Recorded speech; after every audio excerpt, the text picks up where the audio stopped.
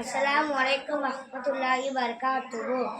தையிபா தையிபா லா இலாஹா இல்லல்லாஹு முஹம்மது ரசூலுல்லாஹி. வணங்குவதற்கு தகுதியானவர் அல்லாஹ்வை தவிர வேறு யாருமில்லை. முகமது ரப்பி ஸல்லல்லாஹு அலைஹி வஸல்லம் அவர்கள் அல்லாஹ்வுடைய திருத்தூதராக இருக்கின்றார்கள். சாப்பிடும் முன் ஒரு பிஸ்மில்லா, அல்லாஹ்வின் திருப்பெயரால் ஆரம்பிக்கிறேன்.